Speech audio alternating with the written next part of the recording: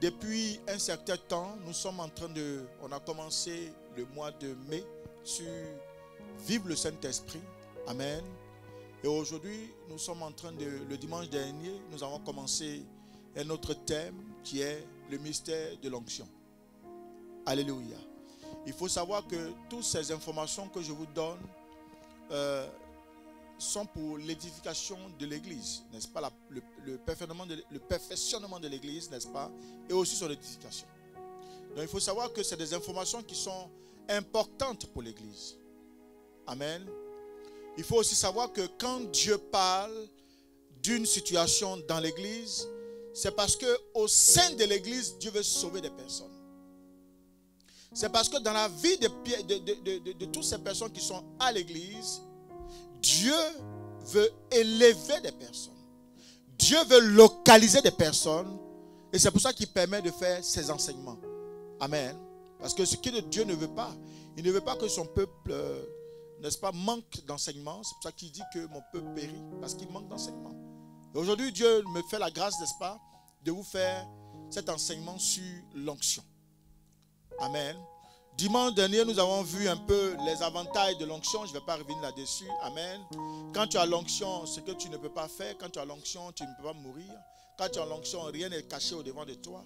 Quand tu as l'onction, quand tu étais de terre, tu deviens maintenant un vase d'honneur et un vase d'or. Quand tu as l'onction, là où on n'espérait même pas te voir, un jour, bing, tu es là-bas. Quand tu as l'onction, là où la maladie battait son plein matin, midi et soir, la maladie s'arrête. Quand tu as l'onction, les gens te voient de manière naturelle, mais Dieu te voit de manière spirituelle. Quand tu as l'onction, il n'y a rien qui peut s'arrêter. Quand tu as l'onction, la peur prend la fuite, parce que l'ennemi numéro 1 de l'homme, c'est la peur, et même du chrétien. La peur de mourir, la peur de ne pas se marier, la peur de. Donc quand tu as l'onction, tout cela, c'est pour ça que la Bible dit que l'onction vient pour briser le joug. Maintenant, quel est le joug qui est établi sur ta vie? Alléluia. Gloire à Jésus. J'ai d'abord commencé par l'information sur l'onction. C'est-à-dire ce qui est important sur l'onction. Je vous l'ai expliqué. Mais aujourd'hui, nous allons voir c'est quoi exactement l'onction. Alléluia. Et par définition, l'onction, c'est la descente, n'est-ce pas, dans la plénitude de l'Esprit de Dieu pour la réalisation surnaturelle. C'est la puissance du Saint-Esprit en action. Dans un homme, produisant, n'est-ce pas, des résultats extraordinaires. Ce que vous devez retenir dans cette définition, c'est l'action. C'est-à-dire que l'action, c'est-à-dire que c'est la puissance du Saint-Esprit en action. Est-ce qu'on comprend? La puissance du Saint-Esprit en action. Cette action-là va produire un résultat. Gloire à Jésus. Donc l'Esprit vient, il est en toi. Amen. Mais si tu ne l'actives pas par la prière, il ne produit pas une puissance. Donc il ne produit pas une action. Cette action de prière, je prends un exemple. Quelqu'un veut te tuer dans le spirituel. Et tu te lèves, tu dis au nom de Jésus. Dieu a mis en moi un pouvoir qui me donne l'autorité de marcher sur le serpent, le scorpion. Tu n'es rien. Je retourne ce que tu as envoyé contre toi. Pourquoi? Parce que l'Esprit du Seigneur étant en toi, te donne la capacité par la parole de retourner cela. Donc ça a été une action que tu as posée. Cette action-là va créer un résultat dans le monde spirituel. C'est ça l'onction. On a compris? Alléluia. Donc, l'onction est l'outil utilisé par Dieu pour qu'un homme réalise des espoirs. Qui est le Saint-Esprit? Ça on le connaît, mais je vais reprendre quand même. Le Saint-Esprit est la troisième personne de la Trinité. Il est celui qui enfante les dons spirituels. Je vous l'ai enseigné. C'est du Saint-Esprit que viennent les dons spirituels. Amen. Gloire à Jésus. Le Saint-Esprit est le directeur général de la vision de Dieu sur la terre. Et quand on dit sur la terre, c'est sur nous les hommes. Et c'est sur l'Église. Donc le Saint-Esprit est le DG. Rien ne peut se faire dans la vie de l'église sans le Saint-Esprit. Amen, amen. Il est le comptable de tous les résultats dans le royaume de Dieu. Ça veut dire, quand c'est bon, c'est lui. Quand c'est mauvais, c'est lui. Donc, dès lors, lui, il est attristé, il te quitte. Il va loin de toi. Donc, en fait, tes résultats ne sont pas bons. Amen, amen. Gloire à Jésus. Rien ne peut se produire comme résultat sans son approbation. Si lui ne t'approuve pas, le Saint-Esprit, s'il dit oui, c'est bon, il est temps de bénir telle personne, rien ne peut te faire. Ce matin, je vois ma fille qui rend témoignage de ce qu'elle a eu du boulot. Mais imaginez-vous, avant ce temps, ce qu'elle a traversé. Ce qu'elle a traversé. Je pense bien qu'elle a en fait des droits. Tu as en fait des droits, non? Mais tu es toujours dans des droits de chômage. Il reste un peu de temps. Ok. Donc, il reste un peu de temps pour être en... Voilà. Et c'est comme ça, elle pleurait. On se lamentait, sa sœur elle-même se lamentait. Elle a gueulé, elle a tout essayé. Mais tant que ce n'est pas écrit que Dieu, n'est-ce pas, a inscrit ça tel jour, nous autres là, qu'est-ce qu'on n'a pas fait? Tous les jours, je la prends, je dis, mais c'est pas possible. Tu es une belle femme, c'est vrai. Mais on ne mange pas ça. Et c'est ce que je lui parlais de manière crue. Je dis non. Ici, la femme, ici là, garçon ne donne pas l'argent à femme. Tu dois créer ton propre territoire où tu dois vivre tranquille. Plus tard avec tes enfants. L'homme, pour qu'il te respecte, il faut que tu te lèves le matin et puis quand tu viens, tu as ça dans tes mains. Là, il ne sera pas hypocrite avec toi parce qu'il sait qu'à tout moment, tu peux te dire, mais attends, mon gars, c'est quoi? Tu me fatigues là. Un homme commence à te faire ça quand il voit des failles en toi. Mais quand il sait que tu as une personne qui te lève le matin, qui te bat comme tout le monde, il fait attention. Il a des intérêts. Et aujourd'hui, il ne faut pas qu'on se mente. On fréquente Pierre par rapport à nos intérêts intrinsèques. Si je n'ai pas d'intérêt en Pierre, je ne peux pas fréquenter Pierre. La vie est comme ça, malheureusement. Qu'on ne veuille ou pas, elle est comme ça, la vie. Gloire à Jésus. Donc, beauté, c'est bien. Ça là, c'est une grâce. Mais ça ne paye rien. Ou bien, ça paye courant? Ça paye nourriture? Elle dit, ma fille, lève-toi, va postuler. Tous les jours, je suis sur elle. Elle dit, papa, aujourd'hui, j'ai un rendez-vous de aller postuler. Elle dit, va, ma parole te suffit. Ils vont te prendre. Gloire à Jésus. C'est ça. Alléluia. Donc, quand tu as le Saint-Esprit avec toi, c'est lui qui donne l'approbation. Il est celui qui motive et produit la force. Le Saint-Esprit là. Amen. C'est lui qui donne, il motive et il donne la force. S'il n'y a pas de carburant dans une voiture, quelle que soit la beauté de la voiture, elle ne peut pas bouger. C'est vrai ou c'est pas vrai? Mais quand il y a l'essence dedans, le carburant là, tu peux passer première, deuxième, troisième, sixième, même si tu vas aller à septième. Toi-même, tu peux créer pour toi, septième. Amen. Donc, vous voyez, cette action-là, c'est ce qu'on appelle la force. C'est le carburant qui donne la force à la voiture. Que le moteur soit bon, mais s'il n'y a pas le carburant, il ne fera rien. C'est ça le Saint-Esprit. Il appelle tous les autres organes de la voiture à démarrer, à faire quelque chose. Est-ce que quelqu'un me comprend ce matin? Donc, on comprend que tout passe par lui. Donc, on parle d'onction, onction, onction, onction. Mais dis-moi, est-ce que sans la présence de Dieu dans ta vie, il y a onction? Il y a beaucoup qui sont là, oui, onction de temps, onction de temps. Moi j'ai l'onction, moi j'ai l'onction. Mes frères, tu as l'onction, mais tu n'as pas la crainte de Dieu. Je vais vous expliquer tout à l'heure. Vous allez voir la différence et vous allez comprendre aussi simplement c'est quoi le Saint-Esprit, c'est quoi l'onction. Et vous allez comprendre par discernement comment un homme de Dieu qui dit qu'il est inspiré d'une onction puissante, il réveille les morts, mais vers la fin, il frappe sa femme. Il vole. Il a 10 maîtresses. Il a l'onction. Mais il n'a pas la crainte de Dieu. Son onction là, il sort d'où? Ah. Alléluia. Gloire à Jésus. Sans le Saint-Esprit, pas de résultat, pas de force.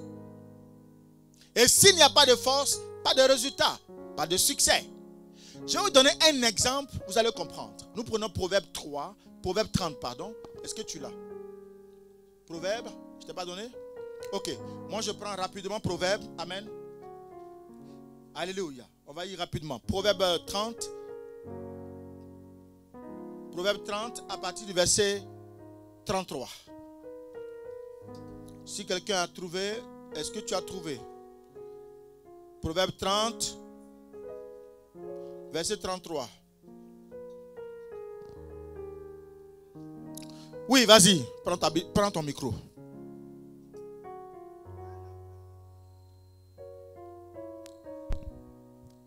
Car la pression du lait produit de la crème. Très bien, on va s'arrêter là. La pression du lait produit quoi? Donc le beurre que vous mangez là, à l'origine il était quoi? Le lait. Le lait était comment? Liquide. Liquide, c'est le Saint-Esprit. Pour avoir du beurre, pour avoir le fromage, il faut avoir du lait. S'il n'y a pas de lait, il n'y a pas de fromage. S'il n'y a pas de lait, il n'y a pas de quoi? Beurre. S'il n'y a pas de lait, il n'y a pas de crème fraîche. Vous mets les pâtes là. Donc on comprend que tout cela est issu, n'est-ce pas, de quoi? Du lait. Donc si le lait est absent dans la fabrication du fromage, il n'aura pas de force. Maintenant, qu'est-ce qu'on y ajoute? On y ajoute quoi? La force. La force c'est quoi? La pression. La pression c'est la force. Amen. Et cette pression c'est l'onction. Maintenant le résultat c'est la crème. Est-ce qu'on me suit? On ne me suit pas? Ok, regardez-moi ici. Regardez-moi ici. Je prends cette bouteille. On va faire ça simplement, on va comprendre. Nous avons à l'intérieur du lait. Amen. Et je vous ai dit que le lait qui est à l'intérieur, c'est le Saint-Esprit. Maintenant, quel est le résultat que nous voulons atteindre? Nous voulons avoir quoi? La crème. Pour avoir la crème, il faut maintenant y ajouter une pression. Donc, qu'est-ce que je vais faire? Je vais faire du shaker. Je secoue. Ce que je fais là, l'action que je suis en train de faire, va déployer une force. Tac, tac, tac, tac, tac. La force, la force, la force, la force. Ça, c'est l'onction. Maintenant, au final, qu'est-ce que j'obtiens? Crème. La crème que j'obtiens, c'est le résultat. Plus simple pour que vous compreniez. Vous avez l'arbre. Vous avez l'arbre. Ce qui fait la force de l'arbre, c'est les racines. Et vous avez par la suite, au niveau des branches, des quoi? Des fruits. Maintenant, vous arrivez sous le manguier. Vous ne vous intéressez pas à la racine. Ce qui vous intéresse, c'est la mangue. Donc, quand vous venez vous cueillez les mangues, vous cueillez les mangues. À un moment donné, quand il y a le soleil, est-ce qu'il y aura mangue? Parce que tu n'as pas arrosé la racine. Est-ce qu'on a compris maintenant? Est-ce qu'on a compris maintenant? Donc l'action que ça produit, ça crée une force. Cette force-là, c'est ce qu'on appelle l'onction. Est-ce qu'on me comprend? Donc vous comprenez que tout le monde a en lui l'onction. Vous avez en vous l'onction. Maintenant, comment développer cette onction? C'est ça qui est le problème. Amen. Une femme qui est dans une cuisine et qui a tous les ingrédients pour faire la cuisine et qui nous ressort un bon résultat en repas. Le résultat qu'on appelle, n'est-ce pas, c'est le résultat, effectivement. Mais quand tu as les éléments, c'est le Saint-Esprit. Maintenant, il faut aller dans la cuisine, tu mets dans le feu. Le feu produit quoi? Une action, une puissance et le résultat obtenu. Et ce que ça produit là, c'est ce qu'on appelle l'onction. Donc quand on finit, c'est là elle a l'onction de la cuisine. Elle te prend n'importe quelle mère, fait ce qu'elle veut. Est-ce que je parle de quelqu'un? Est-ce que quelqu'un me comprend? Gloire à Jésus. Alléluia. Amen, amen. Amen, amen. Amen. Donc pourquoi le Saint-Esprit est-il aussi puissant? On va lire Apocalypse 3, verset 1. Écrit à l'ange de l'église de Sardes. Voici ce que dit celui qui a les 7 esprits de Dieu et les 16 étoiles. Reprends gentiment, calmement. Voilà. Reprends gentiment et calmement. Vas-y. Écrit à l'ange de l'église de Sardes. Oui. Voici ce que dit celui qui a les 7 esprits Voici ce que dit celui qui a les 7 esprits de Dieu et les 7 étoiles. Oui. Je connais tes œuvres et je sais Juste le verset 1. Oui. Écrit à l'ange de l'église de Sardes, voici ce que dit l'esprit qui a les 7 esprits de Dieu. Oui, continue. Et les 7 étoiles, 2 points. Je connais tes œuvres. Je connais tes œuvres. Je sais que tu passes pour être vivant. Oui. Et tu es mort. Et tu es mort. Ok. Ici, retenez, soulignez les 7 esprits. Les 7 esprits. Ici, Dieu révèle ici au travers de Jean, n'est-ce pas, le caractère de l'église. Amen. Dieu révèle au travers de Jean le caractère de l'église. Amen. Est-ce que quelqu'un m'entend? Donc, il présente ici ce qui est dans l'église, les 7 esprits de Dieu. On a compris? Ensuite, nous allons lire Apocalypse 4, juste on tourne la page. Apocalypse 4, verset 5. Yes.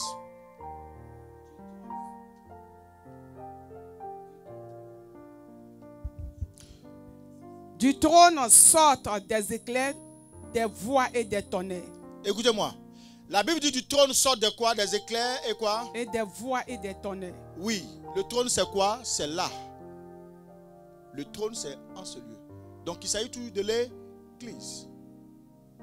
Pourquoi est-ce que le Saint-Esprit est maître de l'église et qu'en dehors de lui, il n'y a aucun résultat? C'est ce que je vais vous expliquer. Et pourquoi l'église est aujourd'hui fréquentée par des milliers et des milliards de personnes? C'est la révélation que je vais vous expliquer. La force que a l'église.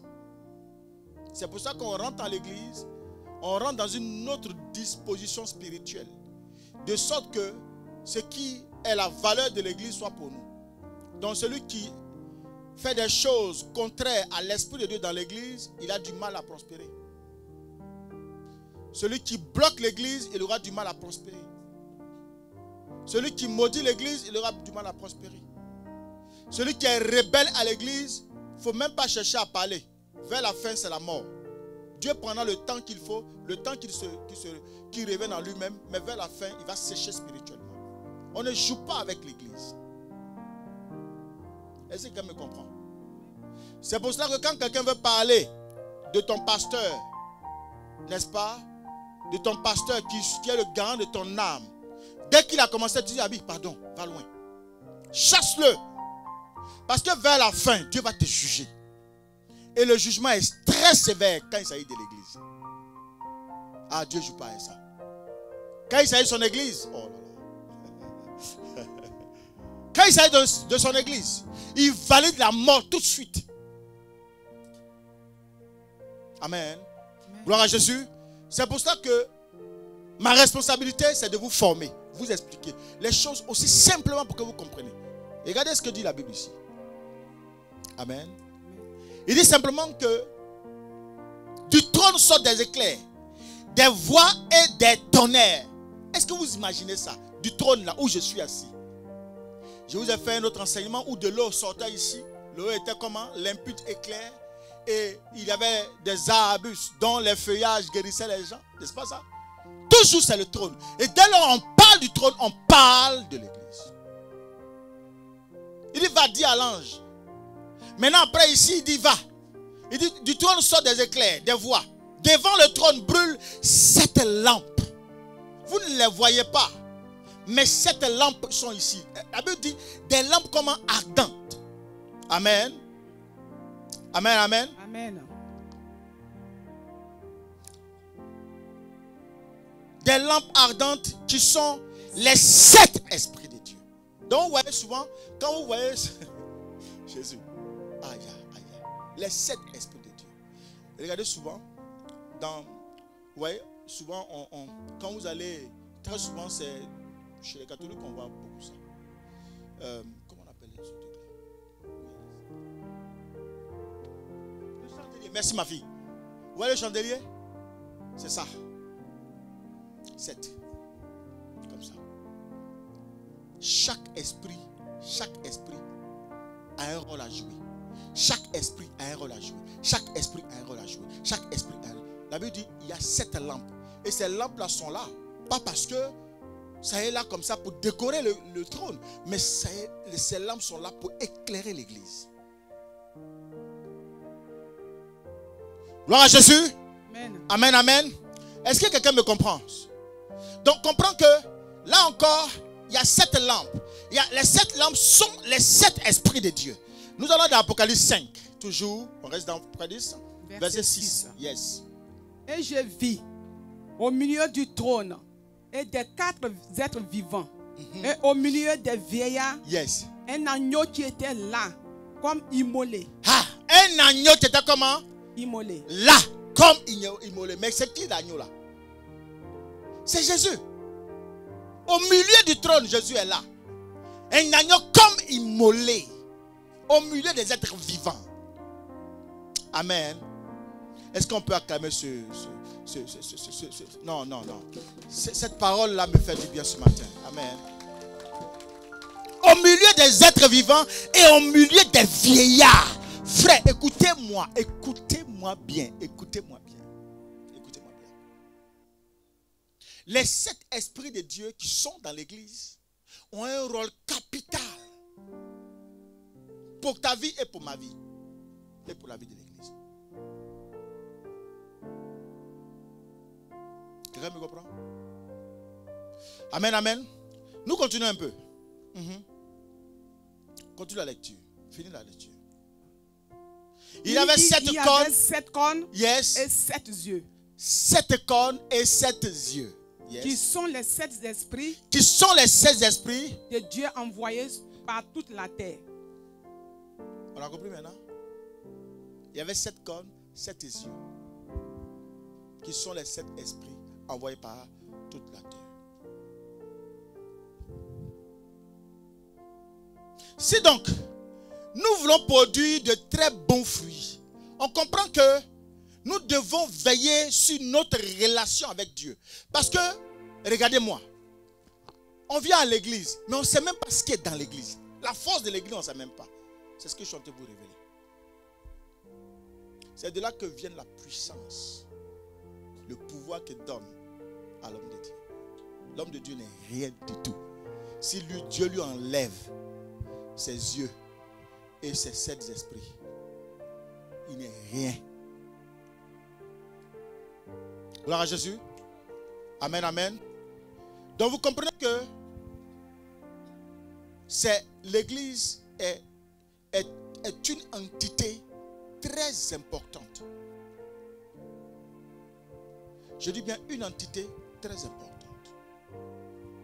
Ça a une dimension spirituelle très importante. Si tu fais attention. On ne joue pas avec l'église. Amen. Si tu veux aller loin, fais attention à l'église. Tu veux produire du bon fruit, fais attention à l'église.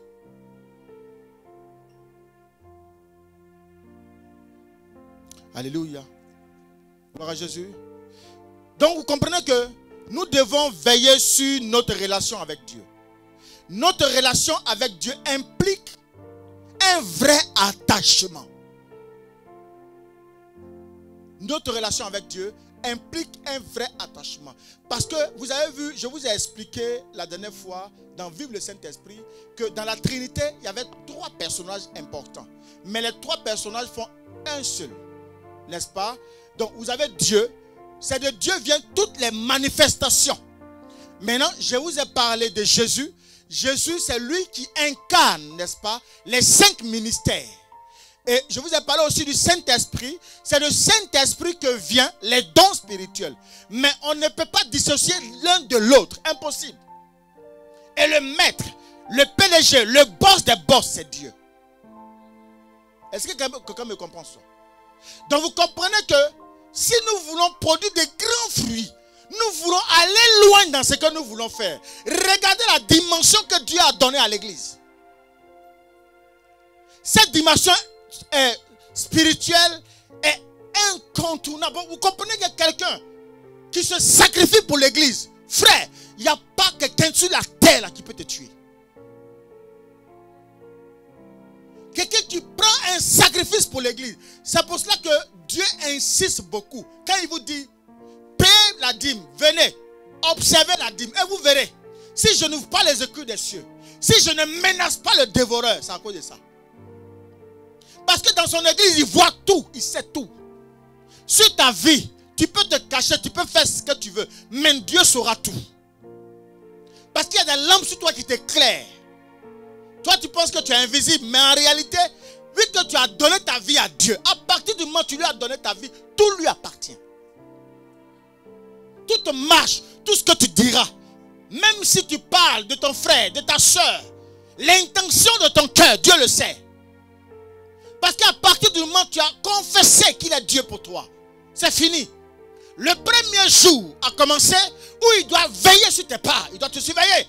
Donc malheur par qui se lèvera l'intention de te faire du mal, il a problème avec Dieu. Bien aimé, c'est parce qu'on ne sait pas qu'on fait ce qu'on veut. Mais prends garde sur ces enseignements que je te donne. Le trône de Dieu est sacré. Quand le trône est sacré, il propage dans le trône. Ce que vous avez vu, il a maintenant ses yeux partout dans l'église. On ne fait pas ce qu'on veut dans l'église. On ne joue pas avec l'église. Amen. L'intention que tu as là commence dehors. Avant de rentrer dans la salle, déshabille-toi, mets ça dehors. Laisse ça dehors. Il y a certains avant de rentrer dans l'église, laissent leur corps là dehors. Et puis ils rentrent. Parce qu'ils savent le pouvoir qui est dans l'église. Gloire à Jésus. Donc quand vous avez affaire à un homme qui a tout laissé, tout abandonné, qui se consacre pour vous et pour l'église, faites attention. Faites vraiment attention. Frère, je t'en prie, je t'en prie, je t'en prie. Prends ta vie au sérieux.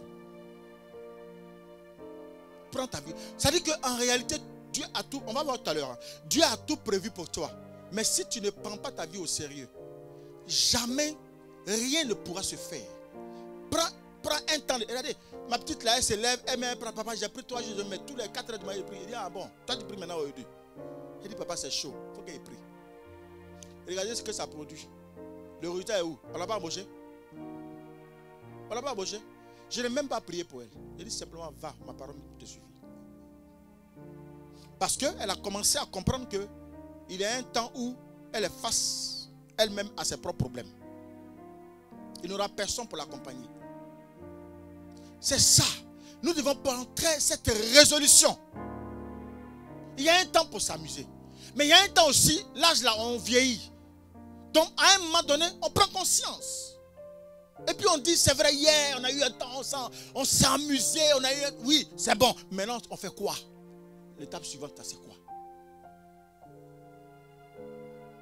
Est-ce que quelqu'un m'entend ce matin? Nous devions veiller sur notre relation avec Dieu. Notre relation avec Dieu implique un vrai attachement. Si tu es attaché à Dieu, son esprit est attaché à toi. Donc si son esprit est attaché à toi, il y a une action qui va se produire. L'action qui va se produire va produire quoi? De très bons fruits, donc des résultats excellents. Mais s'il n'y a pas une action, regardez, le paralytique qui était couché et qui attendait qu'on le prenne pour le jeter dans l'eau. La Bible dit ceci, un ange venait, il remuait l'eau. Le fait de remuer là, c'est quoi? Il met l'eau en action de sorte que l'onction descende dans l'eau et que ça puisse guérir ceux qui tombent dans l'eau. Mais lui, il n'y avait personne pour le jeter dans l'eau. Regardez, Jésus va venir lui dire, qu'est-ce que tu veux que je fasse pour toi? Amen. Non seulement la rencontre entre lui et Jésus va créer une action dans sa vie. Et ça va lui donner une guérison, mais il va dire, prends ton livre, va-t'en, mais ne pêche plus. Est-ce que vous comprenez quelque chose? Frère, Regardez le paralytique. Tant que Jésus n'était pas venu vers lui, jamais il pourrait avoir de guérison. Les autres sont tombés dans l'eau. Et ils sont tombés dans l'eau parce qu'ils avaient la capacité de se lever. Mais toi, quand tu regardes ta vie, qui va te porter? Qui va te prendre par la main? Il n'y a personne. Tu es face à ton destin, face à ta famille, face à tes enfants, face même à tes frères qui comptent sur toi. Qui va te prendre pour te mettre dans l'eau? Tu as compté sur les hommes t'ont trahi. Alléluia. À un moment donné, tu dis stop, je ne compte plus sur personne. Je compte maintenant sur l'Esprit de Dieu et Dieu lui seul. Donc qu'est-ce que je fais? Je fortifie ma relation entre moi et Dieu. Je prie, je jeûne. Ce qu'on me demande de faire dans l'église, ce qui est bon pour Dieu, je le fais. Les amusements, je laisse de côté. Je sécurise ma famille, je sécurise mon travail, je sécurise mon mariage, je sécurise mon enfantement, je sécurise mon avenir. Dieu ne fait rien pour rien. La Bible dit qu'il a tout accompli. Mais il n'a pas accompli pour les animaux. Il a accompli pour la terre. Quand il parle de la terre, c'est toi et moi. Ceux qui ont accepté Jésus et qui l'ont reconnu comme fils de Dieu. À ceux-là, il a donné une grâce inestimable. Je ne vous prêcherai rien que Jésus. Prends Jésus, mets-le dans ton cœur. Prends Jésus, mets-le dans ton âme. Hier tu as échoué, mais demain tu ne vas pas échouer. Prends ta vie au sérieux. Sors de la boisson, sors des amusements, sors des bavardages. Sors. Consacre-toi. Je préfère que tu te lèves, va au travail. Tu sors du travail, tu es chez toi.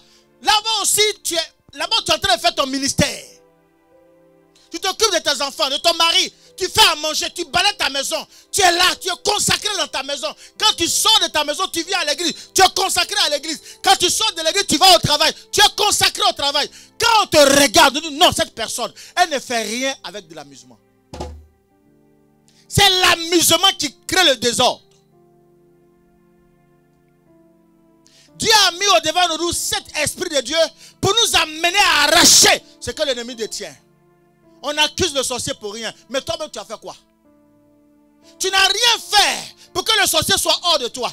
Aucun sorcier ne peut atteindre un enfant de Dieu quand il est habité par l'esprit de Dieu. Aucun. Quand le sorcier te voit, il fuit.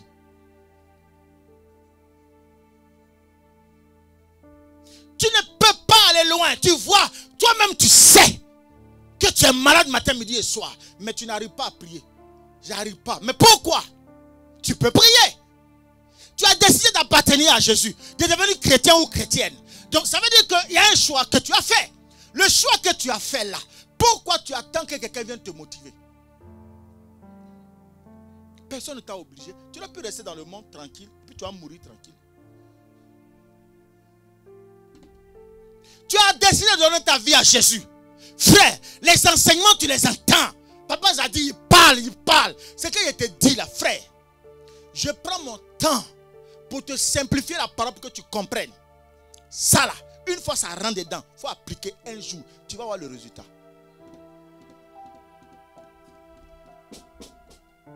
Amen. Gloire à Jésus. Tant que tu n'as pas mis, n'est-ce pas, il faut créer un climat où tu mets toutes choses en œuvre. Tu vas voir que ta vie va changer. Et les gens vont venir vers toi, ils vont te demander, mais tu as fait comment? Finalement, tu as devenu un père spirituel, tu as devenu une mère spirituelle, et puis tu es là, tu les exhortes, ils sont contents de te suivre comme ça. Et puis quand la personne ne t'a pas appelé là, parce qu'il faut que tu dises un mot dans leur vie. Ta vie change. Parce que, regardez, le parfum là, Dieu modifie ton parfum. Il enlève le parfum de propre, le parfum de rejet, le parfum de malédiction, le parfum de blocage, le parfum de malheur. Il enlève ça. L'Esprit de Dieu, quand ça descend, le bon parfum là, partout tu passes, quand tu touches seulement, ça change.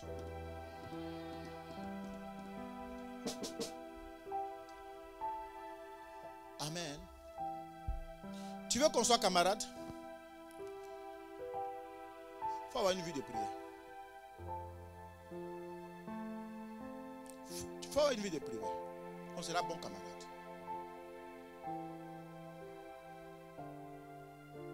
Amen. il faut déjà commencer. On ne veut pas, c'est-à-dire que, c'est vrai, il y a des degrés. Dans la vie spirituelle, il y a des niveaux d'onction.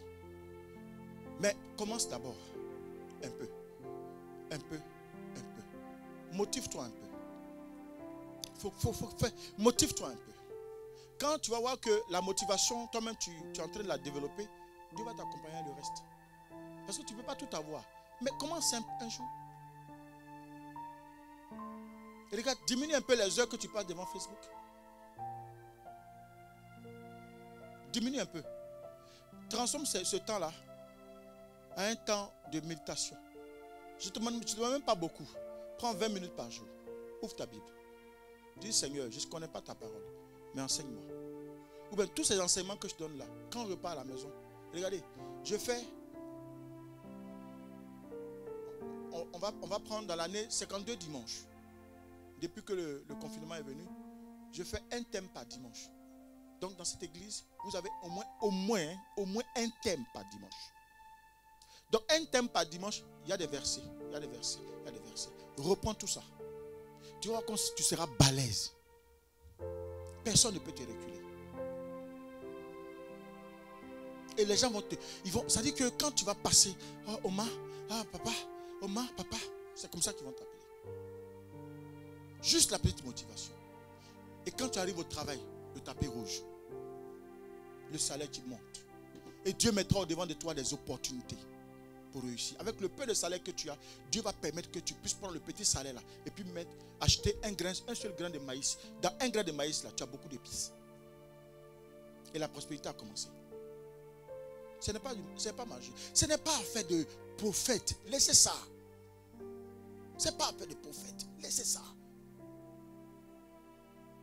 Prenez Dieu, comme je suis en train de vous expliquer, dans la simple, c'est-à-dire que dans la simplicité, et cherchez à aller beaucoup plus loin. Amen.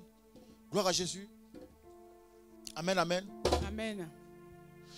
Donc vous comprenez que l'onction dont nous parlons aujourd'hui produit sa force du Saint-Esprit, qui lui procure sa force aussi, qui procure aussi sa force du moins, qui procure aussi sa force de Dieu. Donc l'onction vient du Saint-Esprit. Amen. Le Saint-Esprit, lui, puise sa force d'où? De Dieu. Par l'essai d'esprit de Dieu. Donc, dans l'un, dans l'autre, là, tu ne peux pas enlever. Si tu enlèves un, là, le puzzle est faux. On a compris? C'est tout ça que Dieu a donné, qu'il a donné à l'église. Il a pris pour donner à l'église. Maintenant, quel est le but de l'onction? Le but de l'onction. Il y a 15 buts. 15 buts. Amen. Nous allons aller dans Ésaïe 61, verset 1 à 3. L'Esprit du Seigneur, oui, l'Éternel est sur moi. Car l'Éternel m'a oint pour porter de bonnes nouvelles aux malheureux. Oui. Il m'a envoyé pour guérir ceux qui ont le cœur brisé. Pour proclamer aux captifs la liberté et aux prisonniers la délivrance. C'est ça. Pour publier une année de grâce de l'Éternel et un jour de vengeance de notre Dieu. Amen. Pour consoler tous les affligés. Pour accorder aux affligés de Sion, pour leur donner un diadème au lieu de la cendre, une huile de joie au lieu du deuil, un vêtement de louange au lieu d'un esprit abattu, afin qu'on les appelle les térubins de la justice, une plantation de l'Éternel pour servir à sa gloire. Amen. Tu as quel verset? Verset 11. 3. Lui au verset 4.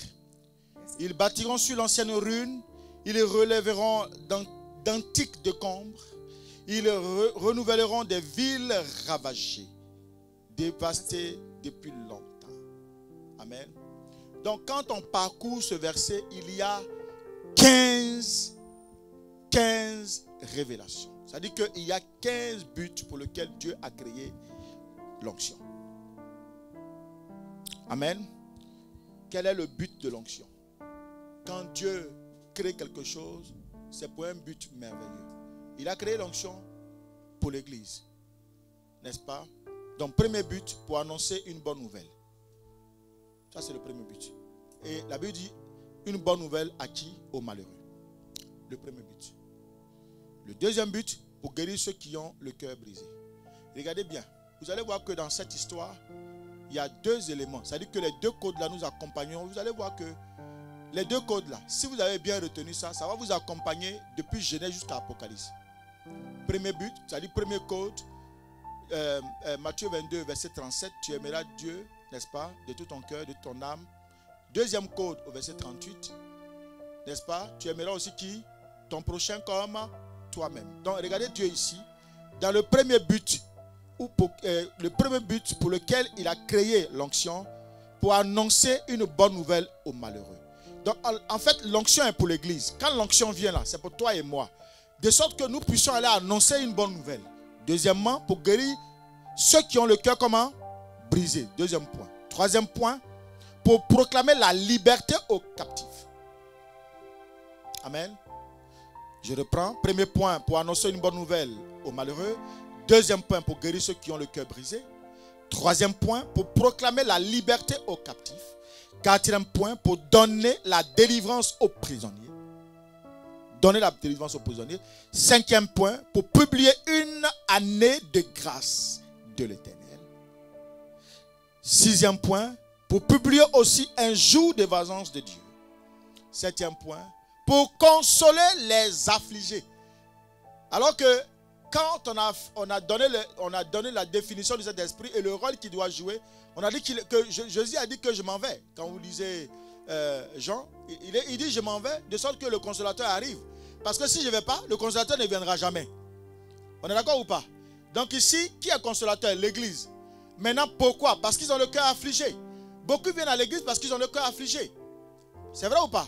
Beaucoup viennent à l'église parce qu'ils ont le cœur dans l'abattement. Comme ce que Dieu est en train de me révéler ce matin, ma fille. Tu es venue avec une tristesse ce matin dans l'église. Je parle de toi. Non. Il y a le cœur. Dieu est en train de monter ton cœur et tu es dans l'abattement et dans la tristesse. Vous voyez? Ça, c'est par l'Esprit de Dieu que cela est possible. Amen, amen. C'est vrai ou c'est pas vrai? Tu es venu avec la tristesse. Hein? Bon. Verset 8. Donnez aux affligés un diadème. Le diadème, c'est un sceptre. La couronne, là. La couronne. C'est ce que le diable a pris. Maintenant, Dieu amène l'onction pour te ramener ta couronne. Au verset 9, donnez aux affligés une huile de joie. Quand tu as l'huile de joie sur toi, tu es oint. En fait, quand tu as l'huile de joie, tu es oint pour faire une mission. Gloire à Jésus. Il y a des personnes qui sont oint pour réconcilier les couples en difficulté. C'est ça la huile de joie. Quand tu es quelque part, c'est la joie. Tout le monde est content. C'est ce que Dieu nous demande. Alléluia. Gloire à Jésus. Est-ce qu'on peut acclamer Jésus? Amen. Amen, amen. 10e point. Donner aux affligés un vêtement de louange. Yes. Au vêtement, c'est-à-dire quand on parle de vêtements de louange, tellement il y a la grâce sur toi. Quand les gens te voient là, ils ont envie d'être comme toi. C'est ça le vêtement de louange. Amen. Les affligés. C'est-à-dire que tu arrives quand tu as le cœur abattu. Tu ne sais même pas où passer. Maintenant Dieu, quand tu viens dans sa félicité, il te couvre de son manteau. Même dans la vallée de l'homme de la mort, je ne crains aucun mal. Pourquoi? Parce que sa ouette sur son bâton me rassure. C'est ça le vêtement de louange. Est-ce qu'on comprend? Est-ce qu'on comprend? Au verset 11e point. Afin qu'on les appelle les térébins. C'est la gloire. C'est-à-dire tout le monde parle de toi mais en bien. Quand tu es là, ça solutionne. Gloire à Jésus. 12e point. Une plantation de l'Éternel. C'est comme dans Jean 10, verset 10b. Il dit, il est venu donner à la brebis quoi? La brebis, il est venu donner quoi? Jean 10, verset 10b. Il est venu donner non seulement la vie, mais l'abondance. Donc, quand tu as une plantation de l'Éternel dans ta vie, aïe. Amen-toi. Qui ne veut pas plantation de l'Éternel? On est là pour avoir la plantation de l'Éternel. Quand tu as la plantation de l'Éternel, les gens vont venir cueillir pour manger. Mais pour manger, il faut que tu leur donnes l'autorisation. Donc tu deviens une source de bénédiction comme il a dit à Abraham. Celui qui bénit Abraham, je le bénirai. Celui qui le maudit, je le maudis. Donc en fait, Dieu est là. Il a mis tout autour de toi. Toute la plantation est là. Celui qui est en accord avec toi, il mangera. Mais celui qui est en désaccord avec toi, il meurt. Dieu n'a pas posé l'onction pour rien. Il a donné l'onction afin que l'église là, nous l'église, c'est pour cela que, excusez-moi, je vais sortir un peu de mon message. J'ai souvent mal de voir l'église en train de souffrir.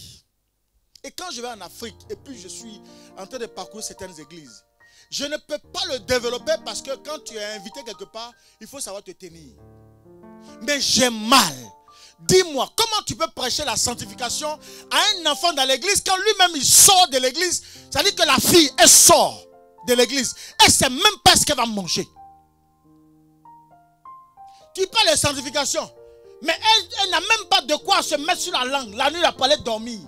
Et puis quelqu'un pour 500 francs, voire même 1000 francs, lui propose, viens, suis-moi, couche avec moi, moi je te donne. Mais tu penses qu'elle ne va pas partir? Ta sanctification, ça va aller où? Les gens souffrent.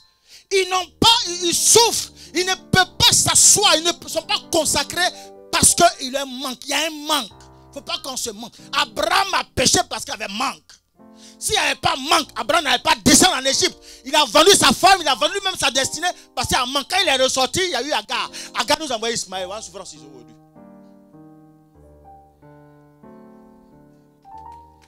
Ah pardon.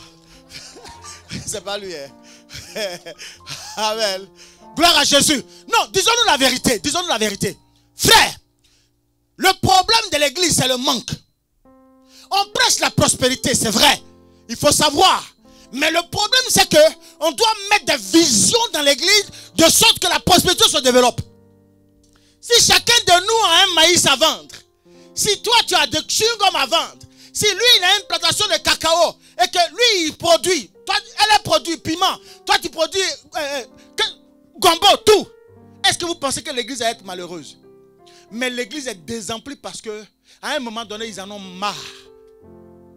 Parce qu'il n'y a pas une vision qu'on doit suivre pour développer l'église. C'est-à-dire quand nous serviteurs, on voit l'église. C'est-à-dire on te voit.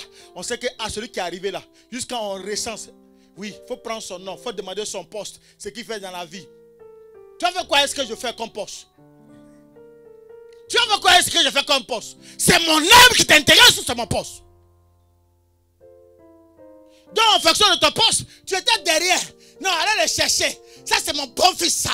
Venez le mettre à la première place. Une semaine après, tu deviens diacre. Une semaine, diacre dans l'église. Ça dit que tu n'as même pas encore mort toi-même. On ne t'a même pas encore enseigné. Tu n'as pas encore enlevé. Ça dit que l'homme intérieur n'est même pas encore circoncis. Tu es diacre. Mais quand tu as pris maintenant le poste de diacre, c'est fini, tu as pris des ailes. On ne peut plus te parler. Moi, j'ai dit, je vais te parler. Frère, je vais te parler. Parce que ce qui m'intéresse, ce n'est pas ton poste, mais c'est ton âme. Si je ne dis pas la vérité, je risque de mourir. Parce que le trône, il y a les 7 esprits de Dieu. Donc, comment tu dois marcher pour que ta vie soit comme ça? Je vais te dire. Le problème de l'église, Amito, c'est ça. Allons, regardez un peu, ouvrez un peu les yeux. L'église souffre, l'église meurt parce qu'il n'y a pas une bonne vision. Nos pères, là, ils ne mettent pas une vision vraie pour l'église, de sorte que on puisse aller de l'avant. Chacun, regardez un peu, regardez un peu. Quand j'ai lu la biographie de Père à son âme, de TB Joshua, j'ai pleuré. J'ai pleuré. J'ai dit, on peut faire ça à l'église alors. Donc on peut faire ça. On peut mettre comme, regardez un homme. Ça dit que lui-même, il prend de l'argent, il donne à ses enfants. Va faire ça. Il prend, il donne à l'autre, va faire ça. Il prend, il donne à l'autre, va faire ça. Et c'est ces gens-là qui sont devenus milliardaires dans son église. C'est eux qui ont soutenu l'église après. En fonction, qui sait faire menuisier? Il dit viens, va faire menuisier. Suivez-le. Tu peux faire tomate, tiens, va faire tomate. Suivez-le. Dans ça, des gens se sont développés, puis derrière ils prient. Les gens se sont développés. Ils sont devenus des multimilliardaires. Donc, si ton fils est devenu multimilliardaire, toi tu es quoi? Le papa des milliardaires, est-ce que moi je vais souffrir? Est-ce que je vais encore gratter le sol où j'allais courir partout pour aller travailler? Non. C'est pour ça que les églises anglophones, tu as des hectares. Comment une église peut avoir des hectares? Des hectares, une salle hectare. Parce que on n'a pas développé le mind. Je suis en rage. C'est-à-dire que je ne comprends pas. Disons-nous la vérité. Ici, là. Mettons chose à part. Mais ici, là. Réellement en France. Pourquoi les gens sont obligés? Quelqu'un qui était zélé, qui quitte en Afrique, qui vient en Afrique, il laisse l'église à côté. Il va chercher d'abord ses papiers. C'est vrai ou c'est pas vrai? Si l'église ne met pas en place une bonne organisation de sorte qu'on puisse infiltrer même l'État, comment faire pour avoir les papiers? Je suis en train de développer ça. Et déjà, il y a une qui a été régularisée par rapport à ça. Il y a deux autres qui sont derrière, ils vont être régularisés.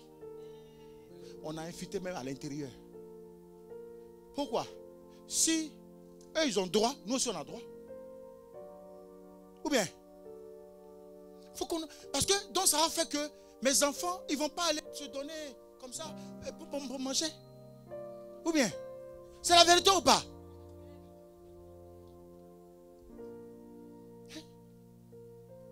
Le gars maintenant il passe à pied d'entrée, il met ça ici.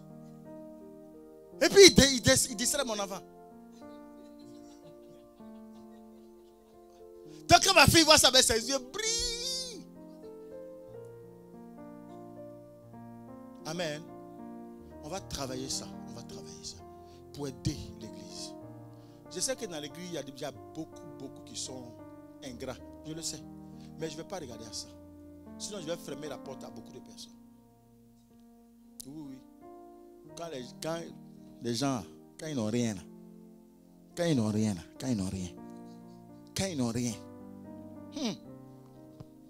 mais quand Dieu fait semblant de les bénir un peu, c'est là qu'il te montre qui ils sont. Mais je ne vais pas regarder à ça. Alléluia. Amen. 13e point. Ils rebâtiront sur l'ancienne rune. Ça, c'est la restauration. 14e point. Ils révéleront d'anciennes décombres. C'est le miracle. 15e point. Ils renouvelleront des villes ravagées, n'est-ce pas?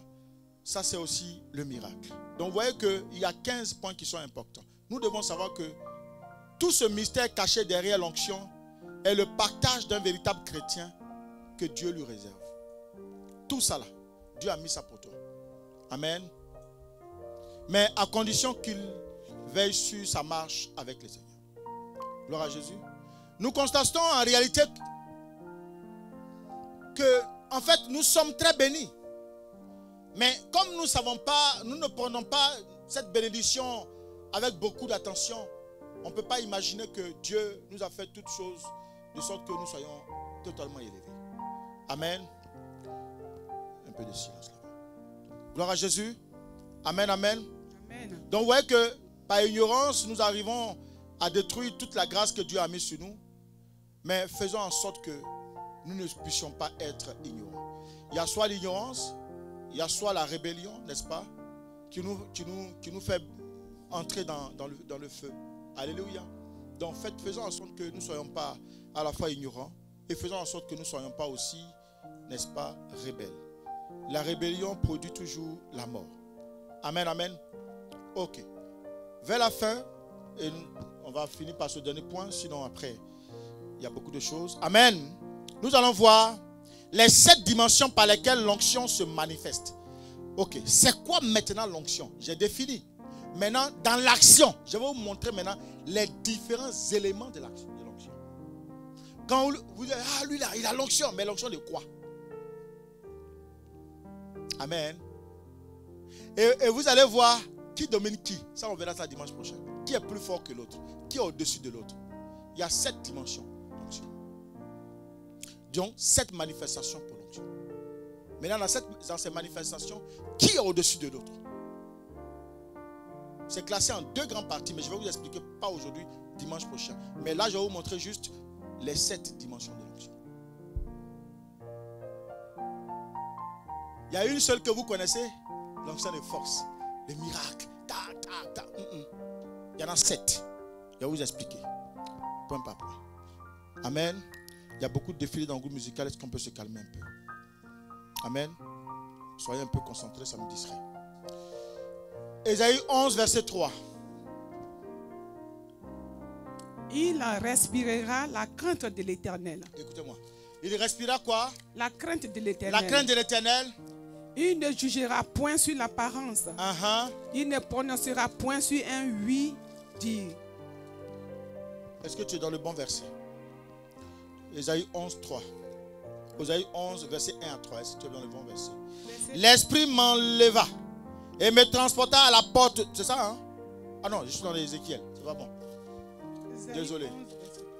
Ésaïe 11, verset 1 à 3. Attendez, on va se comprendre. Ésaïe 11, verset 1. Puis un rameau sortira du tronc d'Ésaïe, et un rejeton naîtra de ses racines. C'est bien ça? Très bien. L'Esprit de l'Éternel reposera sur lui. Ok. L'Esprit de sagesse et de l'intelligence. L'Esprit de conseil et de force. L'Esprit de connaissance de la crainte de l'Éternel. Il respirera la crainte de l'Éternel. Il ne jugera point sur l'apparence. Il ne prononcera point sur un oui dit. Ouais, on va s'arrêter là.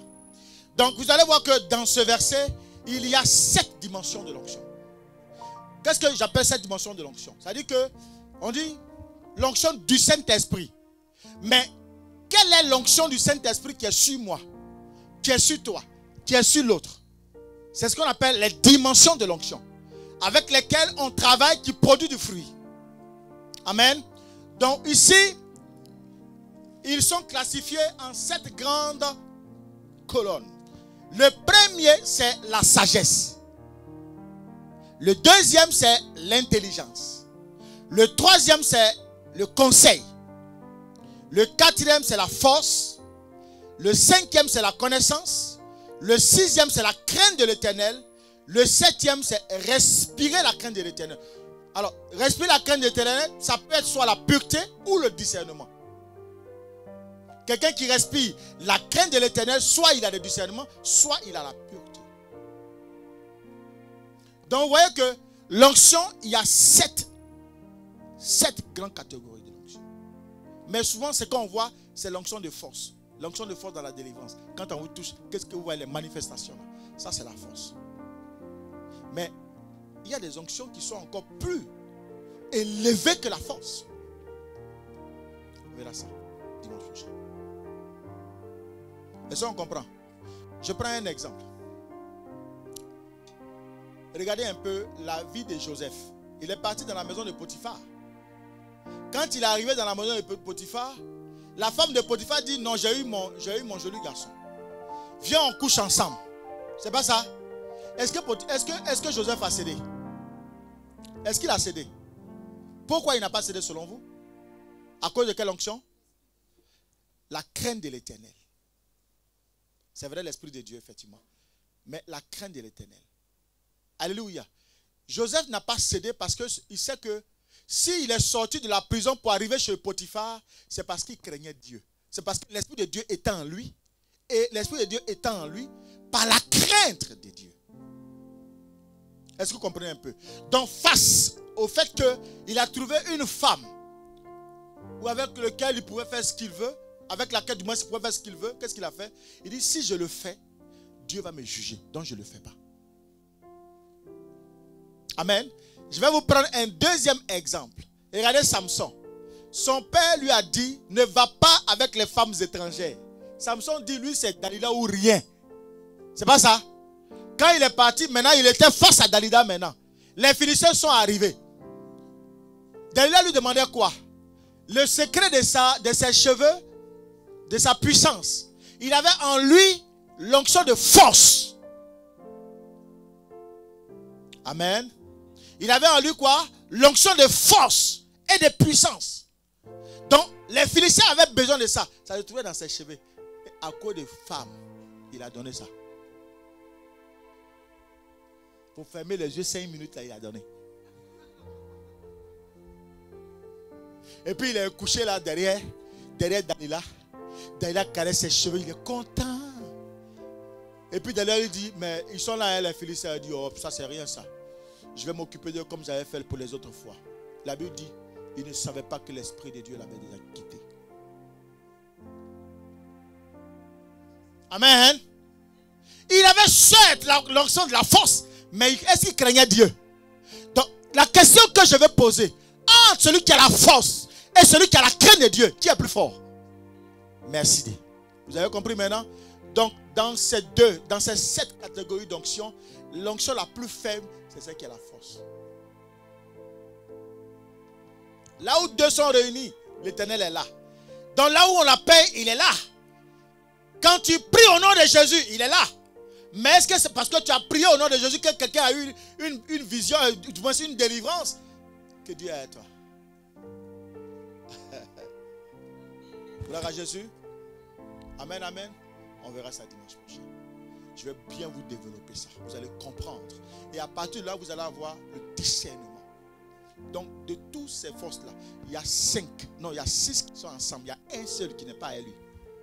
Donc, quand quelqu'un dit, oui, moi j'ai la délivrance, moi j'ai délivrance, et puis les gens tombent. C'est parce que les gens tombent qu'il a la crainte de Dieu.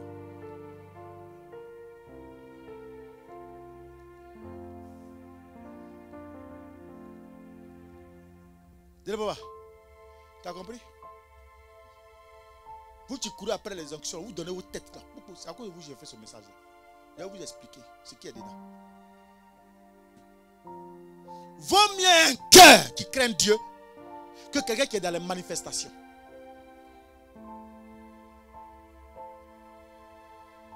Amen. Gloire à Jésus. Alléluia. Amen, amen.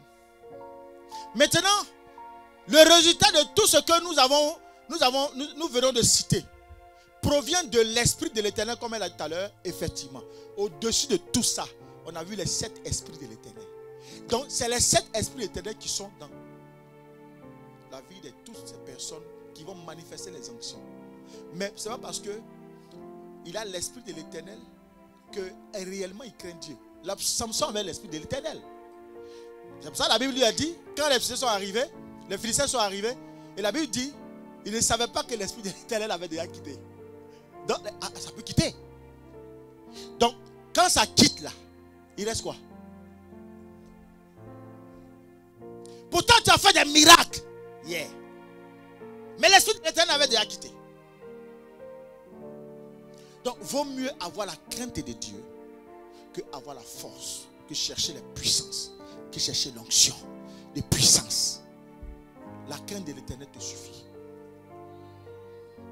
Crains simplement Dieu, puis tout sera élevé. Est-ce qu'on a compris ce matin? Alléluia. Amen, amen. Gloire à Jésus. En fait, quand tu as la crainte de l'Éternel, ça développe quoi en toi? La conviction.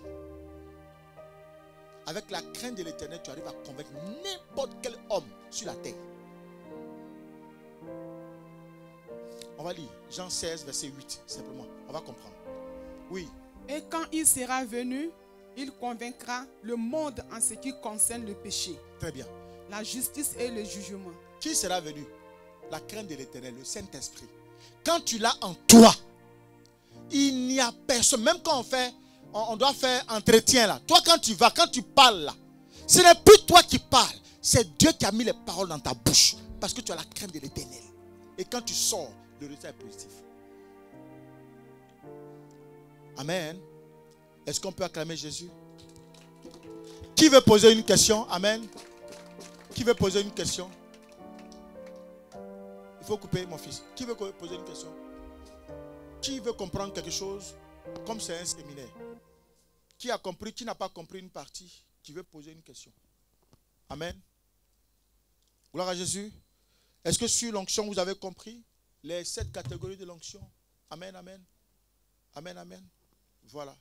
Qui veut poser une question? Vous allez voir qu'il y a certains qui sont là, qui ont la connaissance. Il y a certains qui sont là, qui ont l'intelligence. Il y a certains qui sont là, qui ont l'esprit. Assiste à ma fille. L'esprit de conseil. Qui veut poser une question? Qui veut poser une question? C'est bon? Oui, ma fille. Donne le micro. C'est important de poser des questions. Voilà, là comme ça, la compréhension, elle est totale. Alléluia. Amen. Mon père, je voulais savoir au moment des jeûnes, quel comportement on peut avoir, ce qu'on doit faire, la période de jeûne. C'est ça, Ah, bon. Donc ça n'a pas un lien avec le message. Non. Ok, je vais t'expliquer. Voilà. Maintenant, par rapport je vais expliquer à la maman. Pendant la période de jeûne, alors, il faut avoir une vie de prière. En général, je donnais des versets et puis chacun méditait en fonction de ça. Je ne donne pas versets. Avant, là, je donnais versets. Je ne donne plus versets. Oui. Vous savez pourquoi? Parce que te donner le verset ne te donne pas une motivation. Je veux que toi-même, tu ailles puiser dans ton intérieur en fonction de ton sujet. Parce que chacun a son sujet. Si tu donnes un verset qui n'a pas un lien avec ton sujet de prière, ce n'est pas bon. Donc toi-même, prends la Bible. Il y a les psaumes qui sont là. N'est-ce pas? Quand tu veux commencer à lire la Bible, commence par Matthieu. Ne commence pas à l'Ancien Testament, sinon ça va te fatiguer. Commence par Matthieu. Donc je ne donne pas les versets. Mais toi-même, là, prends les psaumes, prie à ça. Dieu, c'est la parole. Il va t'accompagner à ça. Tu as compris, non? Voilà, sois béni. Maintenant, par rapport à notre enseignement de ce matin, qui veut poser des questions? Qui veut comprendre quelque chose? Ouais. Allô? Oui, c'est ouvert. Par rapport à l'explication du Saint-Esprit, oui. tu as fait l'exemple de la crème et tout ça. En réalité, je n'ai pas compris. Ah, d'accord. La crème. Ok. Comment on reconnaît le Saint-Esprit? Comment aussi on reconnaît, voilà, la crème. La crème, c'est quoi? Le lait, c'est quoi? C'est bien ça, hein? D'accord. Donc, c'est tiré du livre de Proverbes, n'est-ce pas? 33, Proverbes 30, à partir du verset 33. C'est dit que pour faire, par exemple, le beurre, il faut prendre du lait. Pour faire le fromage, il faut prendre du lait. Le fromage, c'est le produit fini. Donc, c'est solide. Mais avant qu'il ne soit solide, il était comment? Liquide. Lait. Qu'est-ce qui a permis qu'on a obtenu du fromage à partir du lait? Au milieu là, qu'est-ce qu'on a fait? On a fait une pression. La pression qu'on a fait a déployé une force. C'est la force là qu'on appelle l'onction. Le lait, c'est le Saint-Esprit. Ce que tu as eu comme fromage, c'est le résultat obtenu. Donc, pour avoir le fromage, il ne faut pas sauter le Saint-Esprit, il ne faut pas sauter la force pour atteindre le fromage. J'ai pris un deuxième exemple. Tu as un manguier. Toi, tu viens, tu ne fais que jeter des pierres aux fruits. C'est-à-dire que la saison sèche là, tu n'arroses pas quoi? Le manguier dont la racine. Parce qu'il faut que la racine boive pour que les feuillages soient toujours bien feutrés et qu'en sa saison, ça produise du fruit. Mais si tu es venu, tu prends l'écorce du manguier, tu enlèves pour aller te puriger. Il y a problème. Tu viens, tu enlèves les feuilles. Est-ce que vous savez que les feuilles du manguier là, les feuilles du manguier, quand tu bois ça au thé, ça soigne. Tout ce qui est diabète, tension, tout ça, ça soigne. Je ferme la parenthèse. Amen, amen. Voilà, donc le manguier en lui-même là, il est très bon. Donc Dieu ne crée rien comme ça en vain. Vous avez compris maintenant? Donc je prends l'exemple de la racine. La racine c'est quoi, selon vous? Si tu as bien compris. La racine c'est quoi? Le Saint-Esprit. La racine c'est le Saint-Esprit. L'arrosage que tu fais tous les jours là, tu fais quoi? Tu es en train de poser une action, tu poses une action. Donc l'action que tu poses là va produire une force qui va donner quoi? Le fruit. Le fruit obtenu, c'est le travail que tu as fait. Donc en fait, le manguier, au fur et à mesure que tu l'arroses, tu l'entoures, tu enlèves les mauvaises herbes, tu fais quoi? Tu crains Dieu. Donc l'Esprit de Dieu va venir sur toi. Et ça va produire maintenant après de bons résultats. On a compris maintenant? Donc en réalité, c'est par ignorance qu'on croit qu'il n'y a que les hommes de Dieu qui ont l'onction. C'est faux. Au groupe musical ici, chacun a l'onction. Dans le domaine où Dieu veut que tu sois, il y a l'onction là-bas. Mais ça dépend de comment tu regardes ton onction. Ce que j'ai fait comme recherche là, sans la crainte de Dieu, avec l'onction de la connaissance, je ne peux pas développer ça. Impossible. Parce que le diable aussi m'envoie ses messages. Souvent, tu peux être en train de méditer et puis tu avoir des informations pour que tu sois déprogrammé. C'est vrai, non? Soit tu as envie de manger, soit, pendant que tu es en train de méditer, il t'envoie. Tu as sommeil. Très souvent, c'est sommeil. Ça, c'est l'esprit d'assouplissement. Ça, c'est l'esprit de territoire. Quand l'esprit de territoire est sur toi, là, quand tu ouvres ta Bible, tu as sommeil. Oui. C'est pour ça que je veux compris. Hein? Qu'est-ce qui se passe, maman? Ok. C'est ce qu'on appelle l'esprit de territoire. Le territoire ne veut pas que tu sortes de là où tu es confortable là.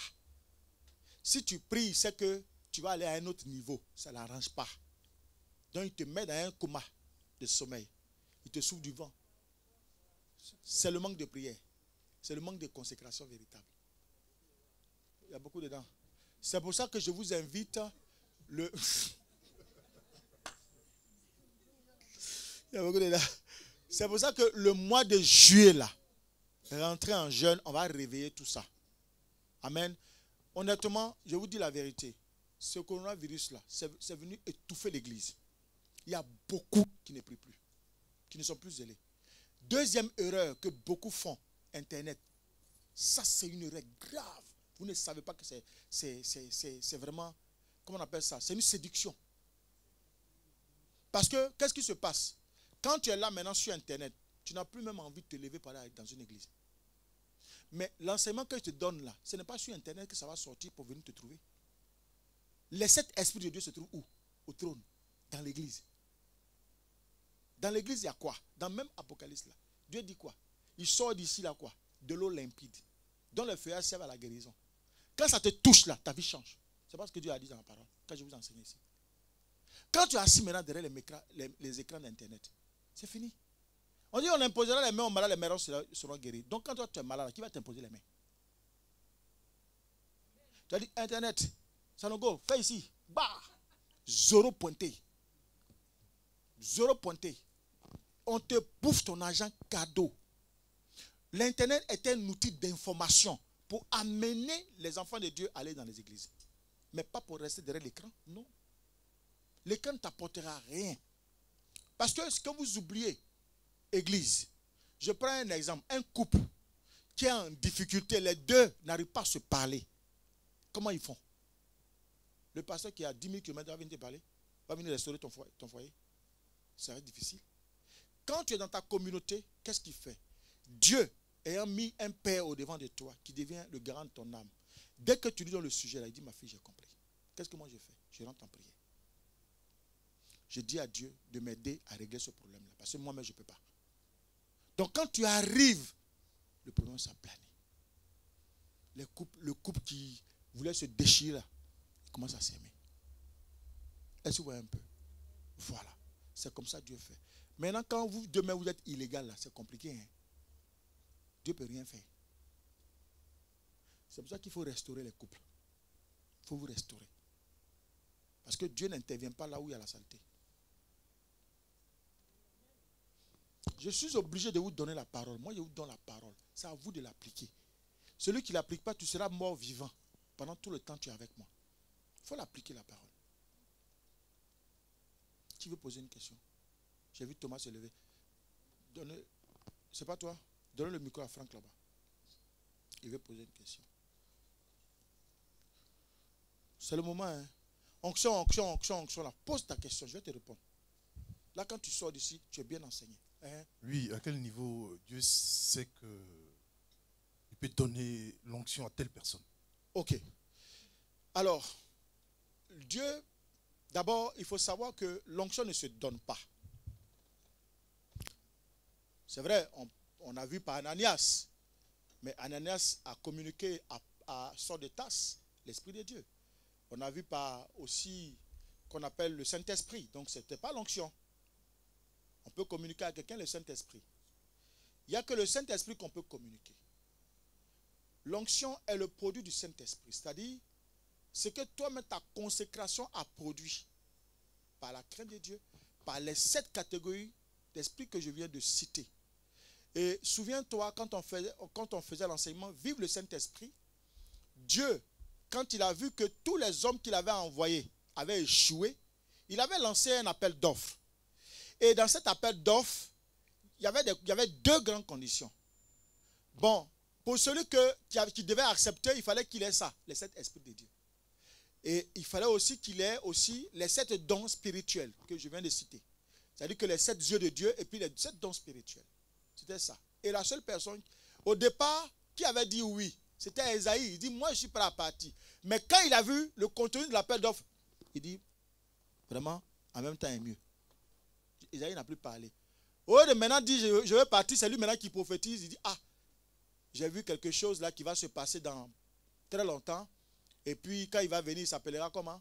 Emmanuel. Esaïe 7, 14. Amen. Donc, vous allez voir que les 7 esprits, les 7 yeux de l'Éternel, on vient de voir ça. Les 7, c'est-à-dire que ce qui devait caractériser celui qui va porter le Saint-Esprit en lui. Il devait avoir les 7 esprits de Dieu et il devait avoir les 7 yeux de Dieu. C'est ce qu'on a vu là. C'était Jésus seul. Et Jésus était le caractère de celui qui pouvait porter l'église vers haut. Parce que les hommes ont échoué à cause de la chair. Et donc, quand Christ est arrivé, c'est lui qui est mort, c'est lui qui est ressuscité, c'est lui qui est parti au Père, et il nous a envoyé l'Esprit de Dieu, qu'on appelle le Saint-Esprit. Sans cet esprit, rien n'est possible. À l'Ancien Testament, on dit Esprit de Dieu. Dans le Nouveau Testament, on dit le Saint-Esprit. Et c'est là est partie la Trinité, donc les 3 éléments. Premier élément, quel élément? Le Père, donc c'était Dieu. Le Fils, c'était le Saint-Esprit d'abord.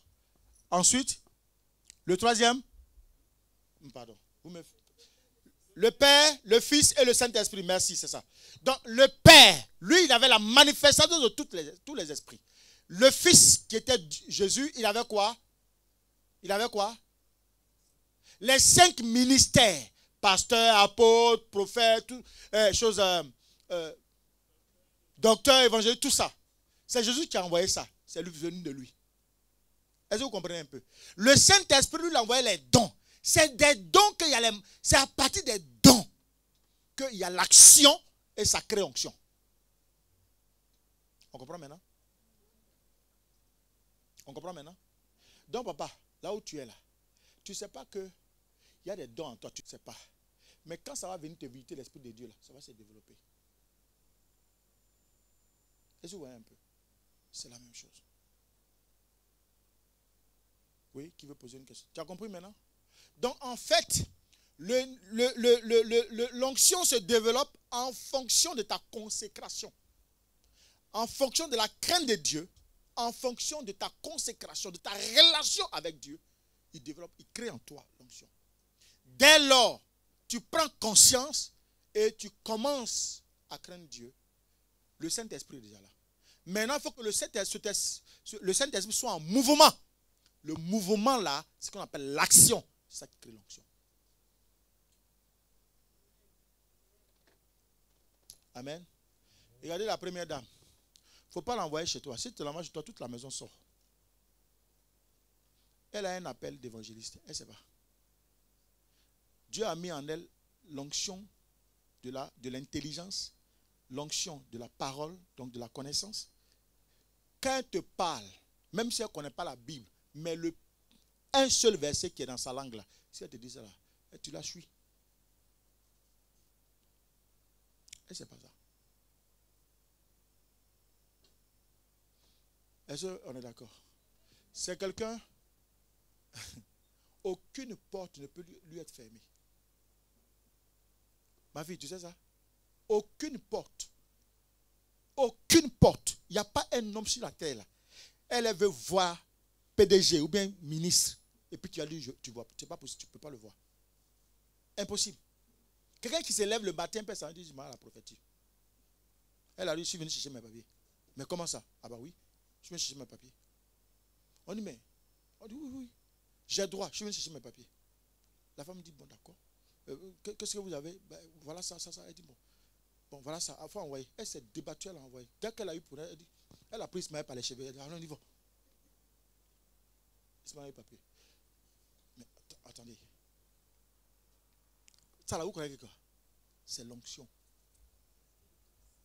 Non, il n'y a pas d'esprit d'audace, ma fille. C'est le Saint-Esprit d'abord en elle qui va manifester des actions qu'on appelle l'esprit de la connaissance et de l'intelligence. Non. On a compris maintenant? On a compris? Essaie de faire l'expérience, tu vas voir.